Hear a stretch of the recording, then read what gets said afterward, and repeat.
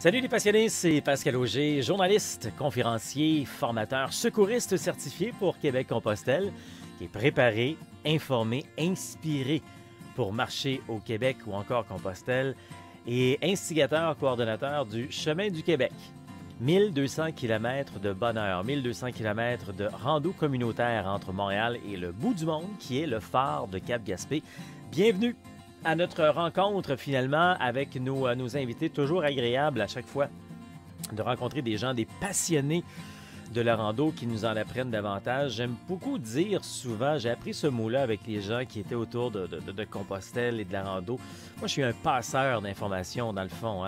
Je reçois l'information de gens qui sont passionnés, je les repasse à vous qui êtes plus là en train de vous initier ou encore aussi d'autres passionnés. Alors, j'aime mettre les deux en lien finalement. Des ultra passionnés avec des nouveaux passionnés. Donc, je vous passe toute cette information-là. Et c'est ce qu'on fait toutes les fois qu'on a un invité, comme on va voir encore une fois aujourd'hui.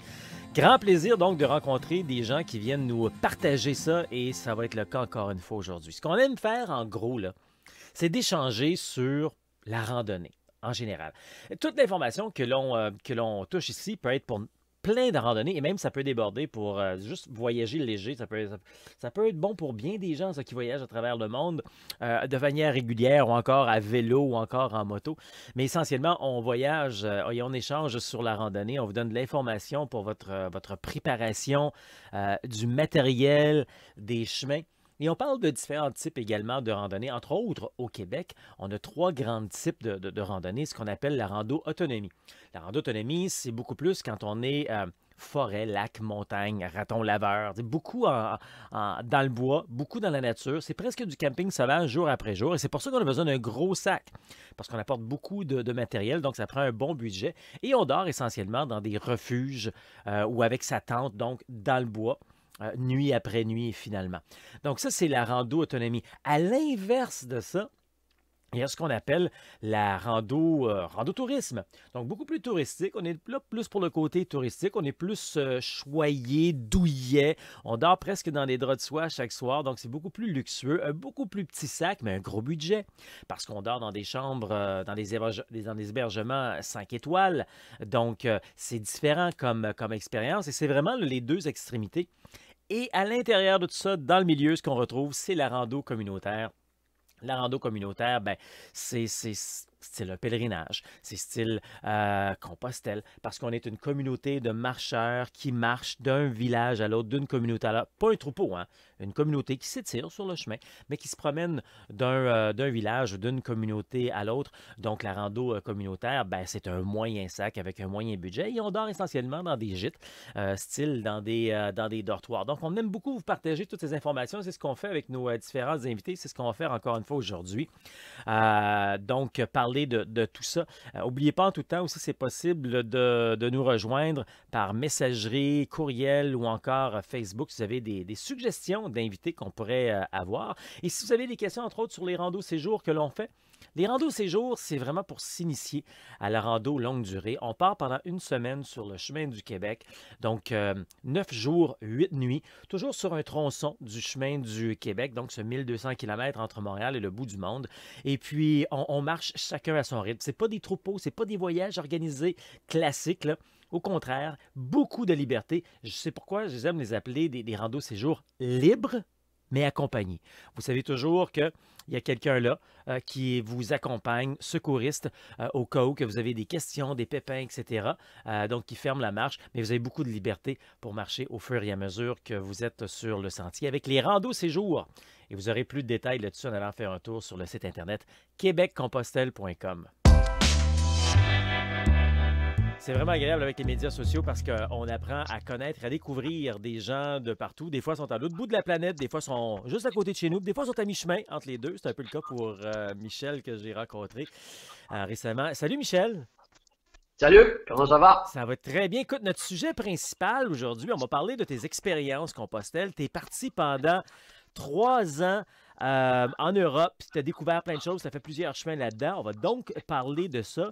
Tu aussi, pour toi, c'est important le terme pèlerin. On va aussi découvrir ce que ça veut dire. Il y a bien des gens, des fois, qui entendent religion quand ils entendent pèlerin, etc. Mais bon, on va voir là-dessus. Avant de rentrer là-dedans, veux-tu nous dire, Michel Marquis, si tu avais à écrire ton autobiographie, là, ça dirait quoi, ça? Euh, ben là, je veux dire, mon ancienne vie au niveau travail, je veux dire, j'en ai fait beaucoup parce que j'ai des valeurs qui sont non négociables. Alors, quand j'étais dans une entreprise, en bon québécois, il fallait que ça marche douette. Quand j'allais passer les entrevues, je leur disais tout de suite, si ça marche douette, on va avoir du plaisir. Si ça va croche, ça ne durera pas longtemps. Alors, puis j'ai toujours eu un dicton qui disait la mère des jobs est pas morte. Alors, moi, garder une job des fois que j'en trouverais pas d'autres, non, non, ça n'existait pas ça. Alors, je veux dire, si à un moment donné, je voyais que ça fonctionnait pas, je me disais, bon, OK, je me prépare, je me faisais des programmations et j'ai toujours évolué. Et mon premier métier, ça a été 13 ans photographe professionnel. Mon dernier, ça a été 13 ans pour la STM comme chauffeur d'autobus et opérateur de métro. Puis entre deux, ben, j'ai travaillé à peu près pour toutes les grosses boîtes, là, que ce soit McDonald's, Rona, Renault Dépôt, Lobla, etc., etc., etc. Et Et d'où viens-tu? Où as-tu passé la grande partie de ta jeunesse ou de ton enfance? natif de Rivière-du-Loup. Quand j'étais photographe professionnel, j'étais à Rivière-du-Loup. Et en 85, j'ai tout laissé, le côté de la photo. J'ai déménagé à Trois-Rivières parce que ma fille était rendue avec sa mère à Trois-Rivières. Et puis là, bon, je me suis embarqué, je veux dire, au niveau travail, j'ai travaillé quelques années à Trois-Rivières. Puis à un moment donné, hop, on me transférait à Montréal. Puis après ça, hop, on venait me chercher à Montréal pour me ramener. Fait que je me suis promené Trois-Rivières, Montréal, jusqu'à temps de rentrer là, à la STM. Et puis, la retraite à la fin mars, ça va faire 6 ans le 29. Le 29 mars 2015, j'accrochais des bottines, je vendais tout. Et puis le 2 juillet, je partais du Québec pour m'en aller. J'ai commencé par aller chez ma fille en Californie. Et après ça, le 25 de juillet, je me suis en allé en France, à Paris, à la cathédrale de Hey, Paris. Puis tu nous amènes c'était parti. justement, tu fais un beau lien pour nous amener là-dessus. Puis juste avant, parce que là, on a bien compris, tout le monde qui écoute ça, là, tu as tout vendu, toi, là, tu as décidé que c'était assez. Puis c'est Exact. venu d'où le goût du plein air, la nature, le pèlerinage, Compostelle? C'est venu d'où ça? Bon, ça peut paraître bizarre, mais j'ai fait beaucoup de voyages, mais j'avais pas fait de voyage de marche, là. Je veux dire, j'avais pas marché au Québec. Je marchais beaucoup, oui, parce que j'ai pas d'auto depuis 2003. Donc, je suis quelqu'un qui aime marcher. Je marche tout le temps. Mais de là à partir pour aller faire là, des longues distances comme Compostelle, j'avais jamais fait ça. Puis Compostelle, bon, j'en avais comme entendu un petit peu parler ici et là. Il y avait quelque chose qui me disait, ouais, je pense qu'à un moment donné, je vais aller là. Mais je suis le genre de gars, j'ai pas voulu aller commencer à fouiller sur Internet, aller acheter des livres et puis tout le tralala. Je me disais, non, je découvrirai ça sur place. Donc, j'ai été dans des conférences pour, au niveau des équipements, ces choses-là. Et puis, la raison, je ne compterai pas toute l'histoire, mais la raison, je veux dire, de Compostelle, la décision s'est prise le dimanche 26 de juin 2011. Si on fait une histoire courte, là, moi, depuis très longtemps, j'ai pris conscience que je faisais partie des personnes qui ont ce qu'on appelle des dons, ou ce que moi je dirais plutôt, j'ai pris conscience des possibilités que j'avais à l'intérieur de moi, puis j'ai décidé de les utiliser. Puis, le fameux 26 de juin, il est arrivé une situation, moi, j'avais parlé, j'arrêtais le sang, j'enlevais la douleur avec quelqu'un au mois de janvier. Cette personne-là me disait, oh, moi, des fois, là, j'ai des maux de ventre tellement forts que je tombe à terre et je suis sûr de rester là. Puis, ça avait resté comme ça. Et au mois de juin, ça c'était au mois de janvier, au mois de juin, le 26, je reçois un courriel de dimanche matin. Le titre du courriel, c'est « Je tiens à te remercier, même si tu n'es pas au courant ». Et là, je me dis, hop, c'est quoi cette affaire-là? Et là, je regarde et la personne me dit, écoute, ce matin, très tôt, j'étais dans un abribus, puis le fameux mal de ventre, le poignet, elle a tombé par terre. Puis, elle m'écrit, elle dit, écoute, la seule chose que j'ai fait, c'est que j'ai pensé à toi, puis j'ai dit, là, Michel, il faut que tu viennes chercher ça. Et ça l'a arrêté, instantanément. Et lorsque j'étais assis devant mon ordi, en train de lire le message, c'est comme si la seule chose que je voyais sur l'ordinateur, c'était, on t'a donné un don, tu dois l'utiliser. Et à partir de ce moment-là, c'est vraiment là. La décision s'est prise, puis j'ai dit, OK, au mois de mars 2015, c'est fini, je vends, je pars, puis c'est sur Compostelle que ça va se passer. Écoute, parle-nous de ça, là. Là, tu décides, après une vie, une carrière et tout, tu es à la retraite. Juste aller à la retraite, il y en a que ça les rend nerveux, hein? Tu t'en as sûrement déjà rencontré, là. Il y en a que ça les rend nerveux, puis il y en a qui tournent en rond dans la maison, puis ils ne savent pas quoi faire, puis ça provoque, on a déjà entendu ça, des séparations, puis ils sont plus capables de s'entendre et tout. Bon, toi, tu étais peut-être déjà célibataire ou seul dans la maison, c'est pas grave. Mais t'as tout vendu, c'est comme, wow! Ouais, et ça, je peux te dire, là, tu sais, c'est que quand on dit tout, là, quand tu te débarrasses là, jusqu'au dernier couteau et fourchette, là, c'est tout. Tu sais, je veux dire, il y a des choses que j'ai vendues, il y a plein de choses que j'ai données. Je veux dire, du linge, j'étais à Montréal, des personnes qui venaient, ils venaient chercher du linge pour envoyer à Cuba et ces choses-là. Mais pour moi, là, je veux dire, c'était, c'est fini. Je veux dire, c'est fini. Merci, bonjour, j'ai plus besoin de ces affaires-là. Puis, je savais qu'en m'en allant sur Compostelle, tu vas apprendre à vivre avec le minimum, l'essentiel au minimum. Et c'était ça, tout simplement. Donc, pour moi, c'était pas, tu sais, je veux dire, une retraite, là, ou un voyage, là, ça se prépare. Tu sais, tu décides pas ça d'un coup de tête, là, tu sais, ah, maudit, ça serait le fun, la semaine prochaine, là, je vais aller signer ma retraite. Non, non, non, non. Il faut que tu mettes les choses en place, il faut que tu le prépares. Puis moi, je veux dire, j'en ai parlé longtemps avec mes amis de ce que j'allais faire. Mes amis me disaient toujours, ah ouais, parce que tu sais, je veux dire, tout le monde dit ça, là, qu'on va vendre nos affaires, puis il n'y a personne qui le font. Puis à un moment donné, ils m'ont dit, coudonc, t'as l'air sérieux. Ben, j'ai dit, écoute, moi, j'ai toujours été sérieux. C'est vous autres qui m'avez pas cru. Et je leur disais, moi, là, quand je vais prendre ma retraite, je n'aurai plus aucune obligation.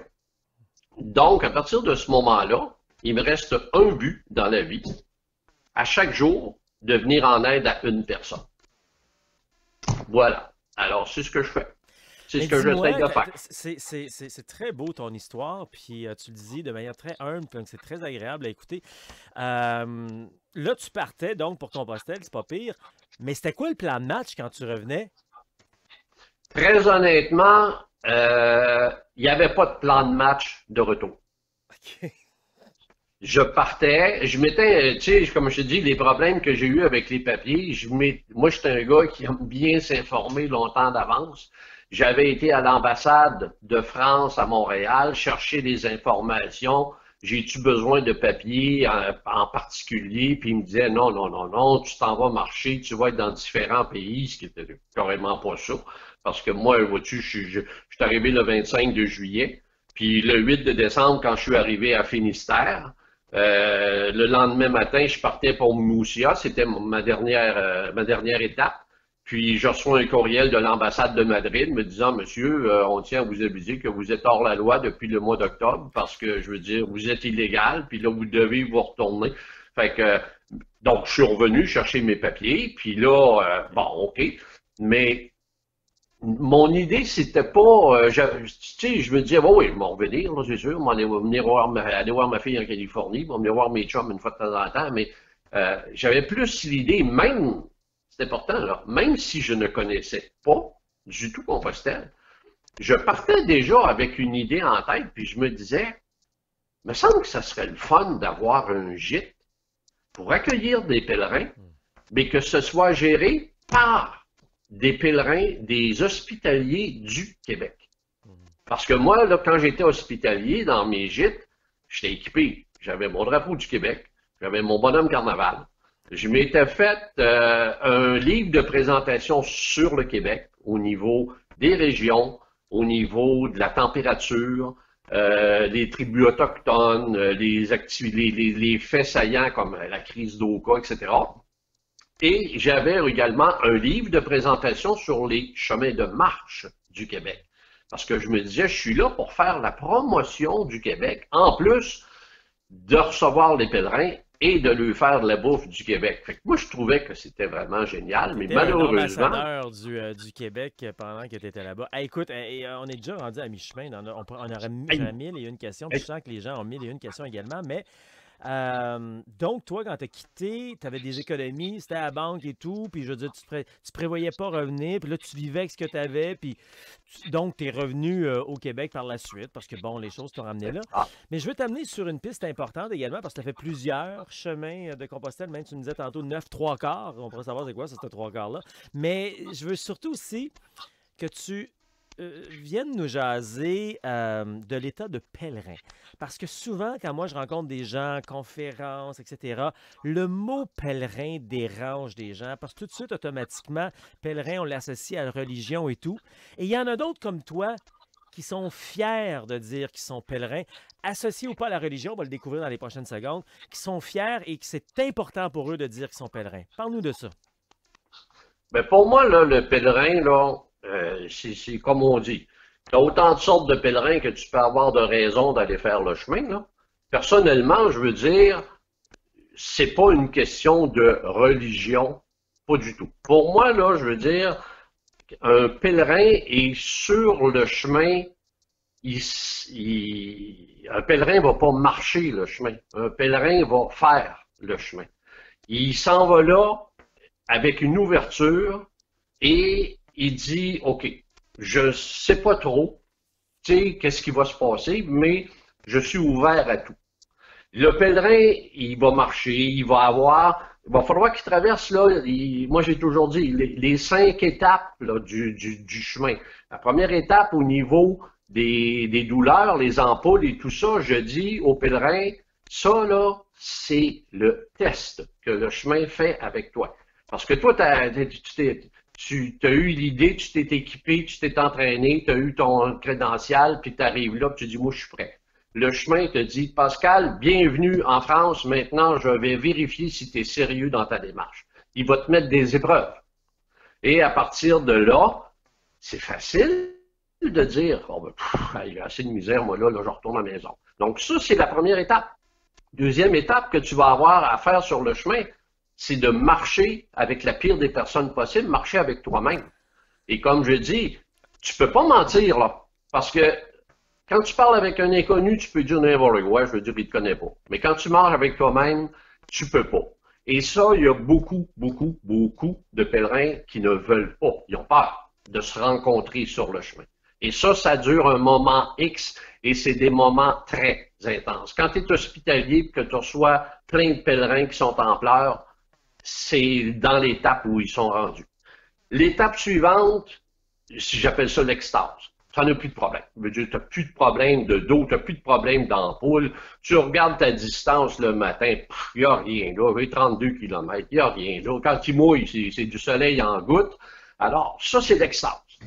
Mais, et je dis bien mais, l'étape la plus importante qui suit, la réponse du chemin. Le chemin va te répondre. Et c'est là qu'il est important de marcher seul, parce que si tu marches en gang pour te souvenir de la bière que tu as pris hier, le souper, puis aussi que tu vas coucher à soir, ça se peut que tu passes aux côtés de quelque chose. Puis, le temps, parce que, je veux dire, cette réponse-là ne vient pas avec les kilomètres. Cette réponse-là vient avec le temps. Donc, quelqu'un qui dit, ah, moi, là, Compostelle, là, je fais à peu près, je vais faire ça à peu près, là, 10 jours, là, 2 semaines, là. Ben, je m'excuse, mais je veux dire, tu n'atteindras pas cette étape-là. Parce qu'à chaque fois que tu vas retourner, tu vas recommencer à zéro. Donc, l'importance de planifier, je veux dire, prends le temps, je veux dire, de ramasser tes vacances, là, mais je veux dire, les 2 semaines, là, si tu veux le faire, je veux dire, pas de problème, là. Mais honnêtement, là, tu ne connaîtras pas tout, là, je veux dire, qu'est-ce qu'il y en est au niveau là, du chemin. Fait donc, le pèlerin, il est ouvert. Le pèlerin, il va marcher sur le chemin. Lui, là, il ne cherchera pas un hôtel là, pour aller se coucher le soir. Là. Regarde, on sait qu'on a 20 minutes, là, mais je veux te donner, là, je veux te raconter une histoire qui va tout englober ça. Puis ça va te faire sourire, ça va faire sourire du monde. Mettons, là, tu sais, tout le monde sait là, que quand on fait Compostelle, là, je veux dire, tout le monde revient, puis tout le monde a des anecdotes, puis c'est-tu des miracles, c'est-tu des Tu me fais hasards. ça en OK. 2 minutes, Michel. Ouais, moi, je te fais ça vite. Moi, il y a un gars, à un moment donné, là, qui a déjà marché le chemin de Compostelle, puis à un moment donné, il était bien, bien, bien enthousiaste, puis quand il est arrivé à Santiago, puis il est arrivé à Finistère, conscient ou non, il savait que il n'avait pas fini son chemin. Le chemin venait de commencer. Puis ce gars-là, il est revenu dans son pays, puis il était tellement en Compostelle à un moment donné qu'il a dit, moi, il faut que je fasse de quoi, là, il faut que je partage ça, puis je vais partir un chemin, moi, chez nous. Puis là, je vais regrouper un paquet de monde. Alors, il a mis du temps, il a mis des énergies, mais ce gars-là, il est toujours sur son chemin. Et là, ça donne qu'un certain lundi, parce qu'il voulait faire des modifications au niveau de son système, ça a été un bordel total. Il en avait plein le casse, il voulait tout garocher ça, puis là, il écrivait, c'est pas le temps de me contredire aujourd'hui. Mais, il était sur son chemin. Puis là, il a rencontré sur son chemin des pèlerins, parce que lui, il n'allait pas à l'hôtel, là, je veux dire, pour avoir la douche, puis pas entendre ronfler. Il était sur le chemin à travers les pèlerins. Et c'est là qu'il a rencontré Chantal, Maria, Manon et Hélène. Eux autres, ils ont écouté, ils ont encouragé. Puis la cerise sur le Sunday, c'est qu'il a rencontré Robert, qui lui avait la solution. Donc, ce gars-là, ces personnes-là ont fait exactement ce qu'un pèlerin fait sur Compostelle. On écoute, on encourage, et puis on aide. Alors, c'est ça, grosso modo, je veux dire, pour moi, un pèlerin, ces personnes-là, là, qui ont aidé ce gars-là, je pense que tu le connais, c'est des pèlerins, là. Puis pèlerin, là, je m'excuse, oui, Compostelle, t'as l'histoire, t'as l'architecture, puis c'est un chemin mystique. Tu sais, tu marches où Napoléon puis Jules César ont marché. OK. Mais tu peux le faire au Québec. Le gars, là, qui vient de se séparer, vient de perdre sa job, oh oui, d'acheter un billet d'avion pour s'en aller, je veux dire, à Saint-Jean-Pied-de-Port, là, pour aller voir, oh, qu'est-ce que je vais faire? Mais pars de Dorval avec ton sac à dos. Mais pars pas, je veux dire, pour une semaine, là. Tu pars de Dorval, puis tu dis, moi, je m'en vais à Gaspé. Tu marches seul. Et tu penses à tes affaires. Tu vas les avoir, la réponse. La même affaire. Fait que, pour moi, c'est ça. Je veux dire, le côté pèlerin. C'est pas une question de performance de kilomètres. Point final, ça se passe dans la tête. Puis le chemin Santiago-Finistère, c'est pas un but, c'est une destination. Un but, là, c'est que tu cours un marathon, quand tu arrives à 42,2, c'est fini, bravo, j'ai fini, merci, bonjour. Le chemin, il n'arrête pas. Il continue, puis tu en es l'exemple. Tu as été là-bas, tu as vécu des choses, puis là, maintenant, tu veux le transmettre. C'est des parallèles super importants. Merci beaucoup de ton histoire, ça me touche et j'apprécie le clin d'œil que tu as fait. Puis écoute, moi je fais juste écouter parce que on se comprend. Et quand on a goûté à ça, Les messages que tu passes là, j'abonde totalement dans le même sens. C'est pour ça que je te laissais aller et j'ai pas intervenu, même si on était en train de dépasser un petit peu notre temps. Et c'est ça qui est le fun également. Je pense que c'est clair qu'il va falloir qu'on se reparle parce que je pense qu'il y a plein d'autres aspects qu'on n'a même pas jasé. Tu as été accueillant, tu as été hébergeur, etc., qu'on n'a pas jasé. On n'a même pas parlé de ton expérience sur le chemin. Tu avais comme un message général aujourd'hui. Puis je pense que c'est correct. Exact. On reste un peu sur notre appétit, mais c'est ça qui est le fun. C'est ça, puis je pense que, écoute, moi je t'ouvre la porte dans les prochaines semaines, prochains mois. On ira goûter à d'autres, peut-être plus précis, tu sais, des choses que tu as vues, tu as vécues, parce que, écoute, on pourrait en parler, je pense, pendant 2, 3 heures, là, finalement, de certains de ces aspects-là. Facile. Merci beaucoup de ta générosité, de ton partage aujourd'hui, puis juste en terminant, c'est quoi ton prochain projet? Là, tu es installé au Québec. Il faut que tu me fasses ça en 30 secondes. C'est quoi le prochain projet? Et les projets, j'en ai énormément, mais je laisse aller les choses parce que, bon, déjà là, avec la pandémie, mais je veux dire que des projets de retourner à Saint-Jean-Pied-de-Port comme accueillant, oui, retourner comme hospitalier, oui, le projet d'avoir un gîte pour gérer par le Québec, sûrement que oui. Les chemins, le chemin du Puy, j'aimerais le marcher, le Francigena, le Chicocu. Je sais pas les projets, mais je me dis, faut pas que ça soit un agenda de dire, OK, je pars telle date. Non, non. Lorsque je vais le sentir que c'est le temps de faire quelque chose, je le ferai. Michel, merci beaucoup. Puis j'espère qu'on aura le plaisir bientôt de marcher, de pèleriner ensemble. Exact. Et ça fut un plaisir. Puis, tu mets beaucoup de temps, beaucoup d'énergie. Puis, lâche pas parce que, je veux dire, c'est très bien présenté, très bien préparé le travail que tu fais. Fait que même si tu as des petits problèmes avec l'ordinateur, tu sais, on dit toujours la vie, l'épreuve que tu as à rencontrer ne sera jamais plus grosse que la force que tu as pour la vaincre. Merci, Michel. Bye bye, à la prochaine. Ultra. Définitivement, toujours agréable d'avoir des invités passionnés et passionnants qui nous font apprendre plein de choses sur la rando communautaire, oui, en général, mais également sur ce mode de vie de liberté, finalement, et sur l'être humain.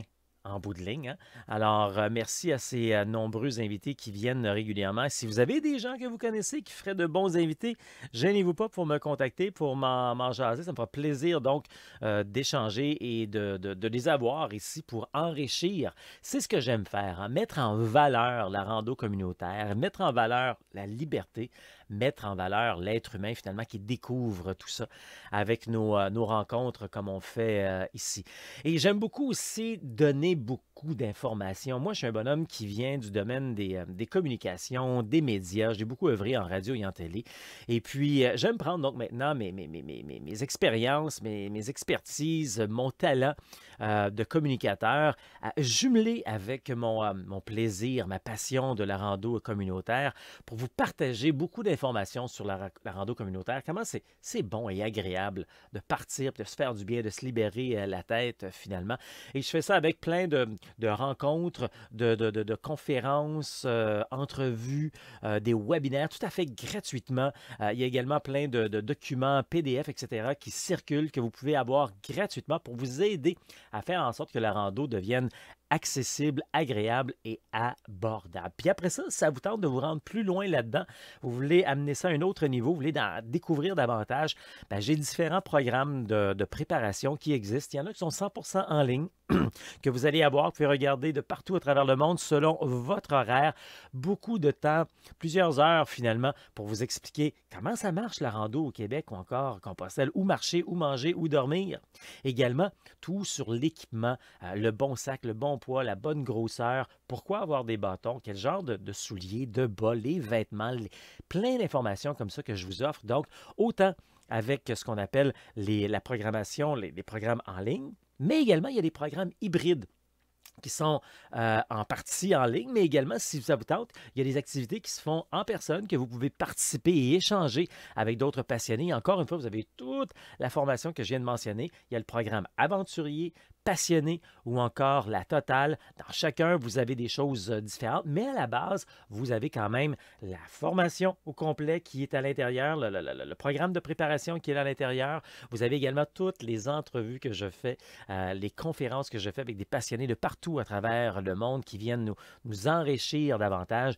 Et puis, vous avez aussi les randos initiation retrouvailles, activités que vous pouvez faire en personne si ça vous adonne. Donc, que vous pouvez participer pendant l'année, des randos d'1 jour, donc pour découvrir la rando de longue durée. Donc, ça, c'est les programmes aventuriers, passionnés ou encore la totale. Puis sinon, ça vous tente d'être en personne, on appelle ça les week-ends préparation rando. C'est un week-end complet, c'est près de 20 heures de préparation, formation. C'est les samedis théoriques techniques et toute l'information que je viens de vous mentionner, mais là, on le fait en personne. Et en plus, le dimanche, bien, on a une pratique. On va marcher sur le chemin du Québec, un 15 à 25 km. Donc, pour mettre tout ça en pratique, j'ai d'autres cliniques que je vous donne pour vous aider à bien vous préparer. Donc voilà, vous allez retrouver ça sur le site Internet. On fait également du team building, il y a des activités scolaires, des conférences qui se donnent dans les centres de loisirs ou encore dans les bibliothèques, des randos d'1 jour, de week-end ou encore de semaine, mais surtout le bonheur de réaliser son rêve de marcher au Québec ou encore Compostelle pour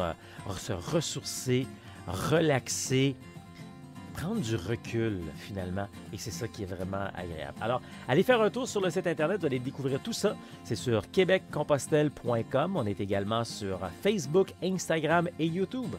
Québec Compostelle, ça marche.